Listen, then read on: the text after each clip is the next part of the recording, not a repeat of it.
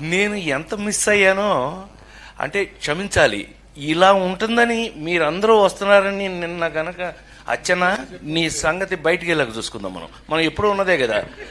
వీళ్ళందరి నుంచి పక్క తీసుకెళ్ళి అచ్చనా నేను మళ్ళీ పైకి హలో అని ఏరా అలిగా ఏడు ఎక్కడ లంజా అడుగు ఇలా మనకు అలవాటే కదా. సత్యంగా నిన్న నేను ఎన్టీఆర్ అవార్డు తీసుకోవడానికి విజయవాడ వెళ్ళాల్సి వచ్చింది. చప్పట్లు కొట్టరా? బుద్ధుందా లేదా నాకు? ఎన్టీఆర్ అవార్డు అని చప్పట్లు కొట్టరా? ఏంటి బ్రెయిన్ పోయిందా అందరికి? చెప్పి కొట్టించుకోవడం ఏంటన్నయ్య? దానికి కొట్టకపోతే నీకు సిగ్గు లేనట్లు లెక్క. అందరికీ నమస్కారం అండి.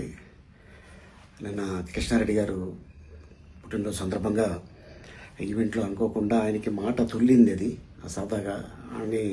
బట్ ఏంటంటే దీన్ని తీసుకొని మీడియా మిత్రులు దీన్ని కొద్దిగా వైరల్ చేస్తున్నారు. ప్లీజ్, ఆయన మంచి ఆర్టిస్టు, ఆయన పుట్టుడు దుఃఖంలో ఉన్నాడు, మనందరికీ తెలుసు.